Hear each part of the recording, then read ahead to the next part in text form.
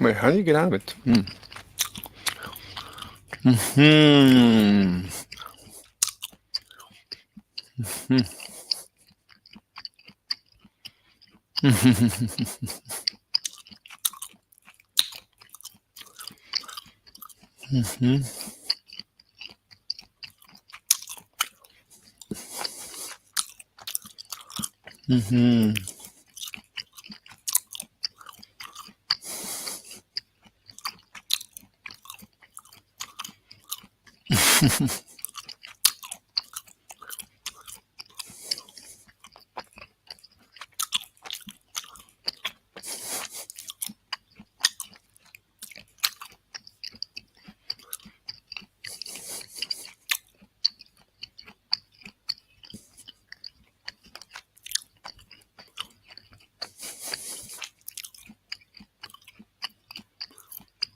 Wow.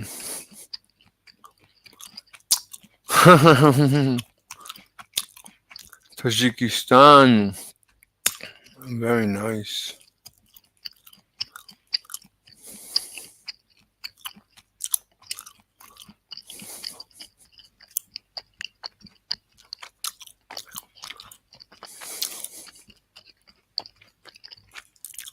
You think you just fell out of a coconut tree? Who is Kamala Harris? She won't hold news conferences and rarely takes questions from reporters. Instead, she reads the same speech off teleprompter again and again. The path to the White House runs right through this state. Her campaign also releases carefully produced videos.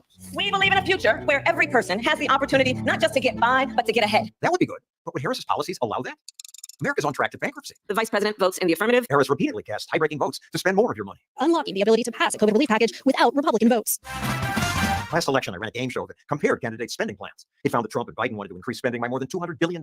Elizabeth Warren and Bernie Sanders by trillions. But I was surprised that the biggest spending plans came from Kamala Harris. Her proposals would have exploded our debt. The highest inflation in 41 years. Biden's irresponsible spending ignited nasty inflation. Imagine what inflation would be like if Harris had been president. In her first policy speech, she's proposed almost $2 trillion in new spending. Provide first-time home buyers with $25,000. And $2 trillion small compared to what she wanted to do during COVID. Give every American $2,000 a month. That would have cost $21 trillion. She's also endorsed eliminating private health insurance, having government take it all over. Even CNN anchors seem puzzled. So for people out there who like their insurance, well, they don't get to keep it. Well, listen, the idea is that everyone gets access to medical care. Now her campaign says she no longer supports entirely government-run healthcare. She's flip-flopped on other issues. There's no question I'm in favor of banning fracking. No question, she told CNN. But now Harris wants votes in Pennsylvania where fracking provides jobs. Her campaign now says she won't ban fracking. And they even say Republicans claiming she wanted a fracking ban is false, an obvious attempt to distract. But what's false? That's what she said. There's no question I'm in favor of banning fracking. So, yes, She also wanted to force gun owners to sell their guns to the government. I support a mandatory buyback program. Mandatory. But again, today, A Harris campaign spokesperson tells us that the vice president would no longer require this. so who is the real Kamala Harris? She used to brag about being a tough prosecutor against even the smallest offenses. I decided I was going to start prosecuting parents for truancy. But then when progressives said abolish the police, she flip-flopped. And during the George Floyd riots, when people were looting and setting fires, Harris tweeted, help post bail for those protesting. Now that the policing pendulum has swung back, she again brags about locking people up. I took on perpetrators of all kinds. During the 2019 Democratic debate, Tulsi Gabbard pointed out her hypocrisy. She put over 1,500 people in jail for marijuana violations and then laughed about it when she was asked if she ever smoked marijuana. That was true. Have you ever smoked? I have. Okay. And I inhaled. I did inhale.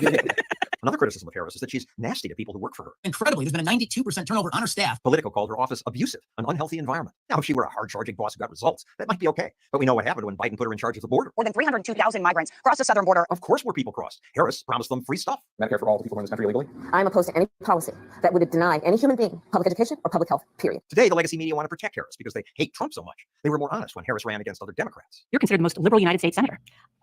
Somebody said that, and it actually was Mike Pence on the debate stage. But Yeah. Well, actually, the nonpartisan GovTrack has rated you as the most liberal senator. GovTrack's ranking of Harris was up on their site for 5 years. But once it looked like she would get the nomination, they deleted the page. When questioned about it, they said, votes from one legislative session are not sufficient to create a reliable portrait. what can be unburdened by what has been. Harris needs this media cover because she says weird things What can be unburdened by what has been. and radical things. Yes, we do talk about equity. We actually believe it is a good principle. Equality and equal opportunity aren't good enough, she says. There's a big difference between equality and equity. Equality suggests, everyone should get the same amount. Equitable treatment means we all end up at the same place. So we need more government redistribution. Everybody should end up in the same place. Finally, Harris embraces the word woke. We have to stay woke. Like, everybody needs to be woke. What's so funny about woke? Cause a lot of us to be woke. She is the favorite to be our new president? And you can talk about if you're the wokest or woker, but just stay more woke than less woke. Yeah. It's upsetting that this big government opportunist and this crass egomaniac are our choices. The good news is that America's founders wisely created checks on executive power. Foolish media often say the president runs the country. Run the country. Run this country. The worst person possible is running the country. But the president runs just one of 3 branches of government, each of which was designed to be able to stop the other from doing something crazy. The founders demanded limits in government because they'd seen the damage done by tyrants. With these 2 candidates, I'm grateful for those limits on executive power. I sure hope they stick.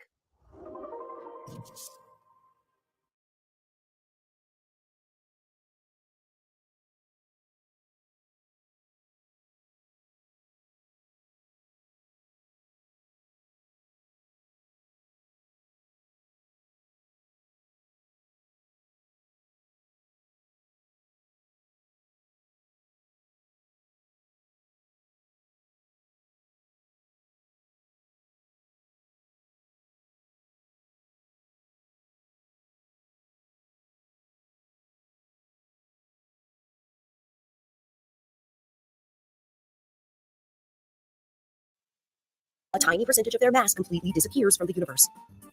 This is possible because mass is a form of energy, related by the equation E equals mc squared. It consists of neutrons and protons that are held together. The nucleus of an atom consists of neutrons and protons that are held together by the strong nuclear force. If individual neutrons and protons combine together to form the nucleus of an atom, a tiny percentage of their mass completely disappears from the universe. This is possible because mass is a form of energy, related by the equation E equals mc squared. The energy of the mass that disappears from the universe is converted into the energy of photons. A very large amount of energy is released when even a very small amount of mass disappears. The amount of mass that disappears per proton and neutron is different for the formation of different types of nuclei. Suppose we arrange different nuclei in a row based on their total weight, with the lightest nucleus on the left and the heaviest nucleus on the right. The weight of each nucleus is determined by the sum of the protons and neutrons. The number of protons in the nucleus of each atom determines what kind of element it is. Suppose we show how much mass needed to disappear per proton and neutron in order for each nucleus to form out of individual neutrons and protons. As we move along the graph from left to right, the general trend is initially for the amount of mass that disappears per proton and neutron to increase as we move to the heavier nuclei. But after a certain point on the graph, this trend reverses. For elements heavier than iron, as we move further to the right on the graph, the amount of mass that disappears per proton and neutron decreases as we move to the heavier elements. When the nuclei of certain elements on the left part of the graph fuse together, more mass disappears from the universe, and the energy of this mass is released in the form of photons. When the nuclei of certain elements on the left part of the graph fuse together, more mass disappears from the universe, and the energy of this mass is released in the form of photons. But for the elements on the right side of the graph, the opposite is true. If the nuclei of these elements fuse together, the total amount of mass increases. This means that the fusion of the nuclei of these heavier elements ends up consuming energy, rather than generating energy. In general, nuclei typically do not fuse together because the positively charged protons cause the 2 nuclei to electrically repel one another. Nuclei can fuse together if the repulsive forces of the positively charged protons are overcome, as they are inside the intense pressure and temperature of a star. The stars generate light and release energy by fusing the lighter elements together. The stars generate light and release energy by fusing the lighter elements together. However, since the fusion of the heavier elements only consumes energy, the fusion of these heavier elements occurs only at the moment of a star's death in the form of a supernova explosion. During a star's normal lifespan, only elements lighter than iron can fuse together. Lightest of all the elements is hydrogen, and its fusion also occurs in thermonuclear weapons, which we refer to as hydrogen bombs, which are far more powerful than the bombs that were dropped on Hiroshima and Nagasaki. Hydrogen bombs involve 2 nuclear explosions. The primary explosion compresses the hydrogen together, causing it to fuse into helium. The hydrogen fusing into helium releases a very large amount of energy, thereby creating a much larger secondary explosion. Nuclei fusing together, which we refer to as nuclear fusion, only plays a role in the secondary explosion. The primary explosion is created through the opposite phenomena, that of a nucleus splitting apart, which we refer to as nuclear fission. The original atomic bombs that were dropped on Hiroshima and Nagasaki were based entirely on nuclear fission.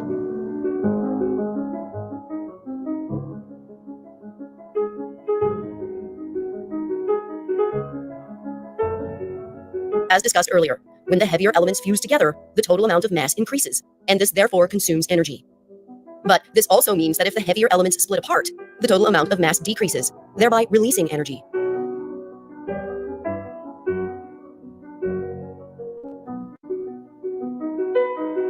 Nuclei typically don't split apart on their own because the neutrons and protons inside a nucleus are held together by the strong nuclear force. However, nuclei can sometimes absorb incoming neutrons. Certain types of uranium and plutonium contain just the right combination of protons and neutrons, where absorbing one additional neutron makes the nucleus unstable, thereby causing it to split apart. This can generate additional neutrons, which are then absorbed by other uranium or plutonium nuclei, thereby causing a chain reaction and releasing large amounts of energy. Nuclear weapons use an uncontrolled version of this type of chain reaction to generate an explosion. Nuclear power plants use a controlled version of this chain reaction to generate electricity. Nuclear power plants help control this chain reaction by inserting control rods, which contain nuclei that absorb neutrons without becoming unstable and splitting apart. Even if a nucleus does not become unstable when it absorbs a neutron, the nucleus is nevertheless placed in what we call an excited energy state. A nucleus being in an excited energy state is similar to the electrons of an atom being in an excited energy state. The nucleus of an atom can be excited into specific higher energy levels, and the values of these energy levels are unique for each type of atom. Just as the electrons emit photons when they drop to lower energy levels, the nucleus also emits a photon when it goes down into a lower energy level. In both cases, the difference between the original energy level and the new energy level is exactly equal to the energy of the photon. The nucleus of an atom can be excited into specific higher energy levels, and the values of these energy levels are unique for each type of atom. Just as the electrons emit photons when they drop to lower energy levels, the nucleus also emits a photon when it goes down into a lower energy level. In both cases, the difference between the original energy level and the new energy level is exactly equal to the energy of the photon that is generated. Though, in the case of the nucleus, the energy levels are much further apart, and the photons generated by the nucleus therefore have far more energy. If a photon is generated by the nucleus of an atom, then we refer to this photon as a gamma ray. A nucleus does not need to absorb a neutron in order to be placed in an excited energy state. A nucleus is often placed in an excited energy state when a neutron just bounces off the nucleus. A neutron can bounce many times and travel a long distance through a solid material before it is finally absorbed by one of the nuclei. The probability of a neutron being absorbed during the collision with a nucleus of an atom depends on the type of atom and on the neutron's speed. Some atoms are much better at absorbing neutrons than others. Also, the general rule is that slower neutrons are more likely to be absorbed. A neutron will slow down the most rapidly when it bounces off the nucleus of a hydrogen atom. A neutron bouncing off the nuclei of an element other than hydrogen is similar to a small ball bouncing off a large ball. The small ball will bounce off the large ball with almost the same speed as it had before. On the other hand, the ball is most likely to lose the most speed if it collides with another ball with the same mass. This is what happens when a neutron collides with a hydrogen nucleus, since a hydrogen nucleus consists of just a single proton, which has about the same mass as a neutron. Although a neutron loses some of its speed each time it bounces off the nucleus of an atom, this never causes the neutron to stop completely. This is due to the fact that all atoms have thermal vibrations. If the neutron were to be moving slower than these vibrations, then the collision with the nuclei of the atoms would cause the neutron to speed up. A fast neutron will slow down only until it has the same energy as the energy of the thermal vibrations of the surrounding atoms. The neutron will then continue moving through the material with the same energy as these vibrations, until it is eventually absorbed by one of the nuclei. Not all combinations of neutrons and protons form a stable nucleus. A nucleus can be unstable if it contains too many or too few neutrons for the number of protons. Some types of nuclei are much more unstable than others. The more unstable a nucleus is, the more likely it is at any given moment to decay. Each type of unstable nucleus has its own methods for decaying. One method for an unstable nucleus to decay is for a cluster of protons and neutrons to break away from the main nucleus. The most common type of cluster to break away from a main nucleus is a cluster consisting of 2 protons and 2 neutrons, which is the equivalent of a helium nucleus. Another common method for an unstable nucleus to decay is for one of the neutrons to turn into a proton by emitting an electron and a particle called an electron antineutrino. Another possibility is for a neutron to turn into a proton by emitting a positron and a particle called an electron neutrino. Another possible event is for the nucleus to capture an electron, causing one of the protons to transform into a neutron and to emit an electron neutrino. When the nucleus of an atom decays through one of these mechanisms, it is transformed into a new type of nucleus, having a different combination of protons and neutrons. This new nucleus may itself be either stable or unstable, depending on what combination of protons and neutrons it has. If it is unstable, then it will keep decaying until it is eventually transformed into a stable nucleus. Regardless of if the newly produced nucleus is stable or unstable, it may be in an excited energy state when it is created. As was discussed earlier, if a nucleus is in an excited energy state, then it will eventually fall into a lower energy state and emit a photon which we refer to as a gamma ray. When an incoming gamma ray interacts with an atom, one of 4 things can happen. A gamma ray can pass through the atom with no effect. A low-energy gamma ray may be absorbed by one of the atom's electrons, causing the gamma ray to disappear and to transfer all its energy to the electron. A higher-energy gamma ray may just transfer some of its energy to one of the atom's electrons, thereby causing the gamma ray to change direction. When an extremely high-energy gamma ray passes near the nucleus of an atom, the gamma ray can be transformed into an electron-positron pair. In this case, the gamma ray disappears, and 2 new particles are produced. These 2 newly created particles are said to be entangled with one another.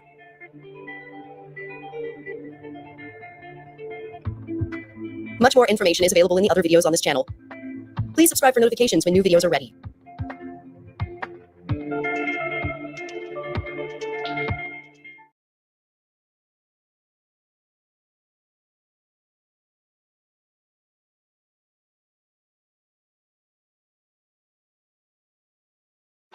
Suppose we want to produce neutrons. One way to accomplish this is with a small linear particle accelerator. We start out with two types of atoms. One type of atom contains a nucleus consisting of one proton and one neutron. We call this type of atom deuterium. The other type of atom contains a nucleus consisting of one proton and two neutrons. We call this type of atom tritium. Suppose we accelerate the deuterium towards the tritium. This can result in a collision which produces a helium nucleus and a neutron. In order to accelerate the deuterium to the high speed that's required, we need to apply an extremely strong electric field. Creating this strong electric field requires creating an extremely high voltage, and this can be accomplished with a high voltage ladder circuit.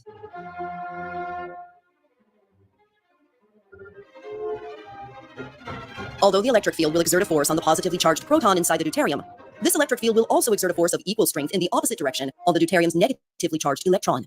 Therefore, the total net force will be zero, and the deuterium atom will not accelerate. In order to overcome this problem, we need to get rid of the electron. We can do this by having another electron collide against it.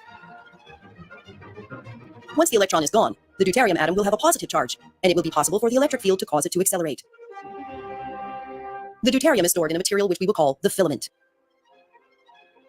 If current passes through the filament will heat up, causing deuterium atoms to exit. We have another material which we will call the cathode. If current passes through the cathode will heat up, causing electrons to exit the cathode. If we then apply an electric field to these electrons, they will collide with the deuterium atoms, knocking the deuterium atoms' electrons out of their orbits. If we then apply another much stronger electric field, the positively charged deuterium atoms will accelerate towards the target, which contains lots of tritium atoms. This will create neutrons traveling away from the target in all directions at extremely high speeds. If we leave this device on, it will produce a continuous supply of neutrons. We can control the rate at which neutrons are produced by adjusting the current passing through the filament. Cathode. If we then apply an electric field to these electrons, they will collide with the deuterium atoms, knocking the deuterium atoms' electrons out of their orbits. If we then apply another much stronger electric field, the positively charged deuterium atoms will accelerate towards the target, which contains lots of tritium atoms. This will create neutrons traveling away from the target in all directions at extremely high speeds. If we leave this device on, it will produce a continuous supply of neutrons. We can control the rate at which neutrons are produced by adjusting the current passing through the filament. If we increase this current, the filament heats up more, deuterium atoms are released at a faster rate, and neutrons are produced at a faster rate. The filament current and the cathode current are just for creating heat, and these currents are not related to the electric fields discussed here. If we want to abruptly turn the generation of neutrons off altogether, we can accomplish this just by turning off the electric field that accelerates the electrons from the cathode into the deuterium atoms. If we turn this electric field back on again, the generation of neutrons will quickly resume.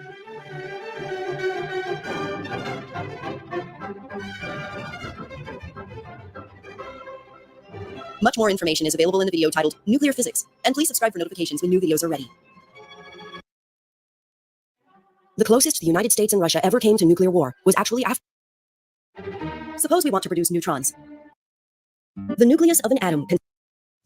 This video is sponsored by Great Courses Plus. Imagine taking a notebook, a plastic bottle, a toaster, and a glass container and burning them in a fire. If the fire was hot enough, all the materials in The closest the United States and Russia ever came to nuclear war was actually after the Cold War had ended. One of the theories of how a nuclear war would start is that one side would launch just a single nuclear missile and detonate it at a high altitude, thereby creating a powerful electromagnetic pulse. The electromagnetic pulse would knock out electrical equipment in the enemy country, and with their radar now blind, the real attack consisting of hundreds of nuclear missiles would then begin. On January 25, 1995, the Russian military believed that such a scenario might be about to unfold. On this day, the country of Norway launched a rocket, which to Russian radar operators appeared identical to a United States submarine-launched ballistic missile. President Yeltsin issued an order to all of Russia's nuclear forces to be on standby to launch a retaliatory attack on the United States, and this is the first and only time that the nuclear briefcase of either country has ever been activated. In general, by the time that a president is notified through the chain of command that a potential incoming nuclear attack has been detected, the president has approximately 10 minutes to decide whether or not to launch a retaliatory response.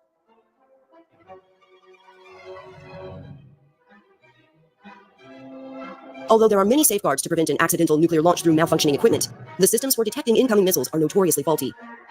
Throughout the Cold War, there were numerous incidents in both the United States and in the Soviet Union where these systems falsely indicated that the country was under nuclear attack, when this was not the case. So far, we have been lucky that these incidents did not result in a full-scale nuclear war. For example, in the case of the Norwegian rocket incident, Yeltsin decided that it was unlikely that the United States would actually launch a nuclear attack, and he waited long enough for radar operators to determine that the rocket was heading away from Russian airspace. Though, if the incident had happened during a different time, the results might have been very different.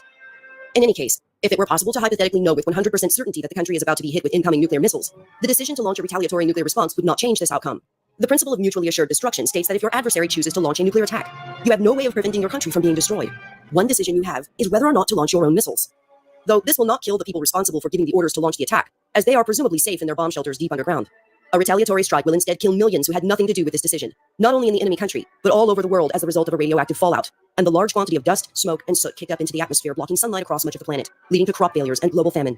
And even if you do choose to launch a retaliatory strike, this will not change the fact that your own country will still be destroyed. Therefore, many senior analysts in the military conclude that ordering such a nuclear retaliation would always inherently be an irrational response, even if you hypothetically know with 100% certainty that your adversary has launched its missiles.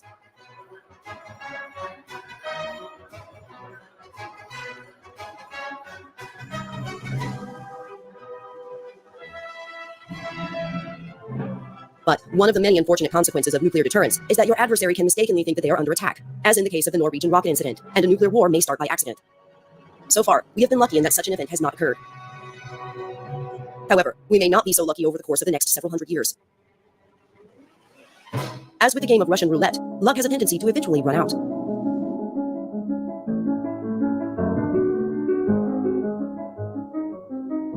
This is actually one of the theories as to why we have not yet discovered radio transmissions from alien civilizations. Here on Earth, radios and nuclear weapons were invented less than 100 years apart, which is just the blink of an eye on the cosmic timescale. Some people believe that throughout the universe, each time a civilization becomes technologically advanced, it ends up destroying itself soon afterwards through nuclear war, and that this is the reason we have not yet detected any alien radio broadcasts.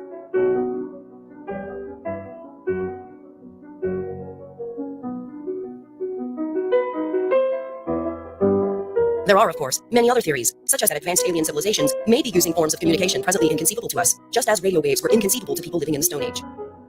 We have no way of knowing what percentage of alien planets throughout the universe go through a nuclear arms race, as the human race has done here on Earth, since it is not possible to do statistical analysis on a single data point. For example, if our only data point is life inside an insane asylum, then we have no way of knowing that this is not normal, and we have no point of reference for realizing the degree to which our situation is well outside the standard statistical deviations. It could very well be that most technologically advanced civilizations throughout the universe are peaceful, and that they look with bewilderment and disbelief upon the insane asylum which we call Earth.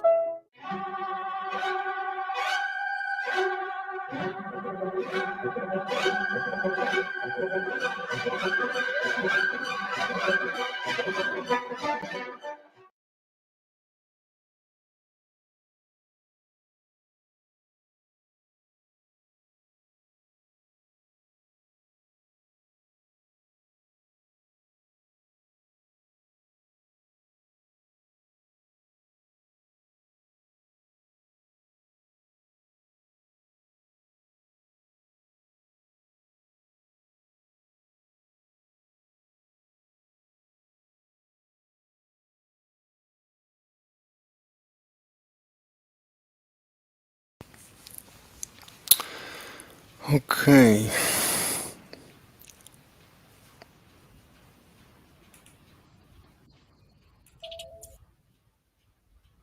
Oh, that's my channel. Oh, that's not good. Okay.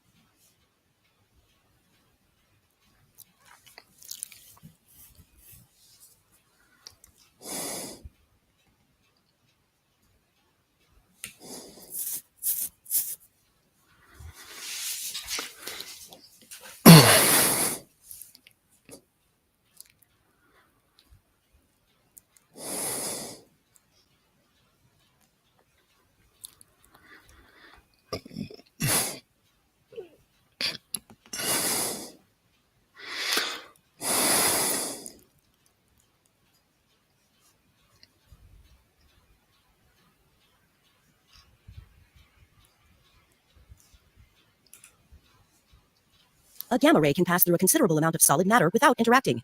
But when it does interact, the results can be spectacular. A gamma ray with extremely high energy can be absorbed by the nucleus of an atom. And for certain types of atoms, this can cause the nucleus to split into 2 or more fragments. We call this photofission. A similar but slightly different phenomena is photodisintegration, which plays an important role in supernova explosions. Here, the absorption of an extremely high energy gamma ray can cause a nucleus to enter an excited state, and then to immediately decay by knocking out 1 or more neutrons, protons, or alpha particles out of the nucleus. The most common interaction for gamma rays with extremely high energy is pair production. In pair production, as a gamma ray passes near an atomic nucleus, the nucleus recoils, and the gamma ray is transformed into a matter and antimatter particle pair, such as an electron and a positron. A gamma ray can't engage in pair production by itself in empty space, because the recoil of an object such as an atomic nucleus is required for energy and momentum to both be simultaneously conserved. All the interactions we have discussed so far are associated. I don't really understand what he's saying.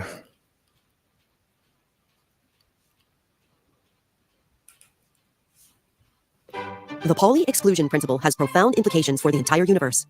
However, this principle is not itself a fundamental law of nature, but is based on a much deeper fundamental principle which is even more profound. Suppose we have one particle trapped inside a one-dimensional box in the lowest possible energy state. Its wave function will look like this. The amplitude of the wave function depends on both the real component and the imaginary component. If we add energy to the particle, the frequency of the wave function will increase. If we add more energy, the frequency will increase even more. Now suppose we have 2 identical particles trapped inside a box, and suppose that the 2 particles do not exert any forces on each other. The variable x1 will represent the position of the first particle, and x2 will represent the position of the second particle. Although we are dealing with only one spatial dimension, we can create a 2-dimensional graph of every possible combination of x1 and x2. We can create a 2-dimensional graph of every possible combination of x1 and x2. When dealing with quantum systems involving multiple particles, each particle does not have its own wave function, but rather there is a single wave function representing all the particles. Here, the height represents the real component, and the color represents the imaginary component. Both the real and imaginary components contribute to the amplitude. The probability of observing the particles at any particular combination of x1 and x2 is given by the square of the amplitude of the wave function at x1 and x2. I don't understand.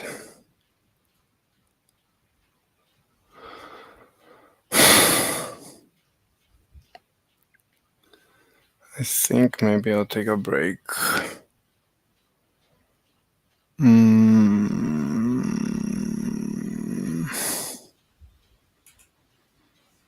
Yeah, I don't enjoy his videos. Eugene, whatever. I don't enjoy his videos so much.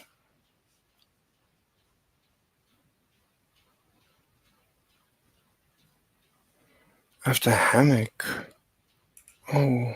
It was dark. Like, I don't even think I looked up at it was attached to, but I didn't even think, like, well, what did it matter? Like, if it falls, it falls. Like, it was so close to the ground, but it's what falls on you. Aaron Field warned against hammocks after an accident involving one left her quadriplegic. So right before the accident, I was just finished my junior year of college. I was supposed to go abroad to England for my fall semester of senior year. In 2017, the day of the accident, she met up with a boy named Jack, who she was newly dating. He was in Pennsylvania, I was in Maine, so we decided if we meet up in Boston. That was like 3.5 hours for both of us to drive. The last night we were there, we went up there, sit on the hammock. I sat down, and then Jack sat next to me, and that's when the chimney collapsed on top of me. Tonight, we're learning that the young woman who was injured in a chimney accident in the North End may not walk again. I don't The chimney. Oh, the chimney collapsed on top of her. It's not the hammock, it's the chimney. remember it falling or anything, but I do remember like my neck hurting. And I remember just telling just waking up to like my brother and Jack, and they were just like asking me to like straighten my legs out and stuff. And I was like, they are straightened out, but they weren't. So yeah, I didn't realize like obviously the extent of my injuries. I remember coming afterwards, but I don't remember anything until I woke up in the hospital room before I get go into a bunch of surgeries right away. So they didn't tell me or my parents anything until like after the surgeries. And then I was on so much medication that I kept forgetting. So I would cry when they tell me and I forget, and they have to tell me the next day. So it got to the point where the doctor was like, you just need to wait a few weeks. Like she's gonna keep forgetting. I don't remember that. But it was kind of weird way that I found out my sister wanted to read me like the GoFundMe that they did because they had raised like $60K or something. And she really wanted to tell me, and then she was reading it to me, and when she read it, that's when she was like, oh, like Aaron's quadriplegic. And I remember I cried, but I don't think I understood. Like I didn't understand what that really meant. So it was injured at my C5, cervical spinal cord, and so that's paralyzed from chest down. But I have like some shoulder movement, some biceps, but I don't have triceps, and I don't have hands. Oh, she can move her arms. Wow, she's lucky. Aaron's physical therapy started right away. So I remember I just felt horrible, but yeah, they kind of just try to get you to do as much as you can, even if you feel pretty bad. I think everyone's Oh, she has minimal motion. Wow, she's lucky. I think for me, physically, it was harder because I was like sick, like to the point where I was so dizzy, so lightheaded, like I would just throw up. Like I was nauseous all the time. And so it's just like that, like I couldn't even like try to focus on it because I felt so sick. But then on top of that, like I couldn't see any friends or anyone because they all went back to school. So it was just like very kind of depressing. But I did do like go to therapy a lot, which helped like keep me busy. She says she was never really sad about her injury. I think I've always been like pretty positive. I don't think I've ever like gotten like depressed for like days. But like I definitely have had like some bad days, but I feel like the next day like I'm always kind of fine. Like sometimes I just need like one bad day, especially if I'm sick or just not feeling good. Like that's kind of when I'll be like spiral and be like, all these things are so bad. But like I've like accepted my injury. Jack stayed by Aaron's side the entire time she healed. I think that like we were kind of like right on the verge of like telling each other we loved each other. Like we probably would tell each other that night we wanted to stay in the hospital with me, but they only let one person stay. My mom's like, I'm staying. So he like slept in the waiting room, and we ended up having his mom come down a couple days later because my mom's like, he needs someone. Like he had never met my mom. He met my brother like once. So it's like my whole family's there, and he just doesn't know anyone. From what he says is he right away just was like, he knew he wanted to like stay. He's like, I don't know why. He's like, I feel like you probably either want to stay or you don't. He's like, I just always want to stay. So he said he never really even thought about it like leaving. So but yeah, he was really great. Jack is Aaron's full-time caregiver, and they are now engaged. He decided to do a trip to Aruba, and in April of 2023, and that's when he proposed. On social media, the 28-year-old is very open about life as a quadriplegic. Like I watched a lot of videos of other quads, there weren't that many, but I couldn't ever find a video of how someone used their phone. So I remember when I was in rehab, I was like, once I figure out how to use my phone, I'm gonna make a video. And so that's kind of how that started. I wanted to make a video about how I use my phone. Like I was nervous to like make a video, but I was like, whatever, like if this helps someone else, like, because I would love to have something like that. I just put my thumb right in the loop and I just hold it like that. And then I Oh my god.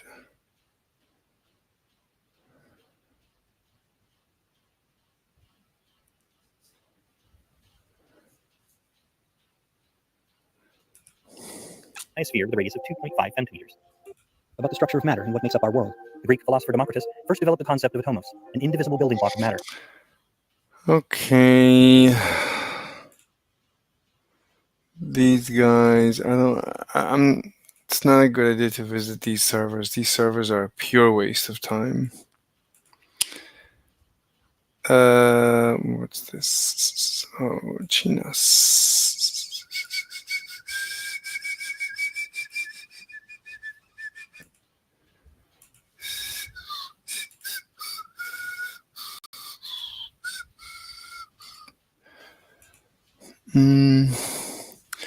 Yeah, I think that the best channels to watch, there are just channels that have good videos.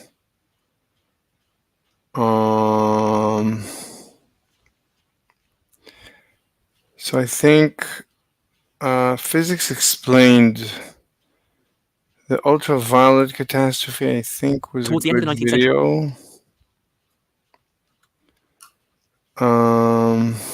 I watched another another video. Not quantum tunneling.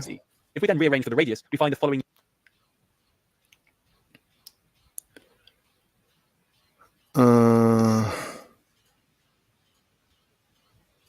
Not the uncertainty. Even though I This is not want, any better than yeah, I didn't finish. I need to watch this like really slowly. I mean, I think this is the best channel. For the I last mean, 100 years. I want to give this channel a chance. Physics Explained. Deriving times 1017 Einstein? joules of energy, which is roughly the. You can derive. Oh, E equals mc squared. Yeah, that shouldn't be difficult. Let's see. Physics Explained.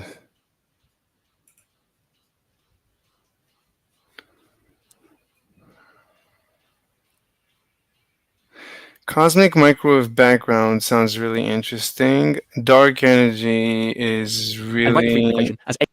That sounds really good. That's something I like to try and go slowly, step by step. So maybe that's the next thing I should watch. Because I really need to figure out everything we know about dark energy in order to say something about dark energy. Because I have something to say. I mean, my ether fits dark energy just perfectly. Okay, anyway, I'm gonna take a break, sleep a little and come back later. Bye.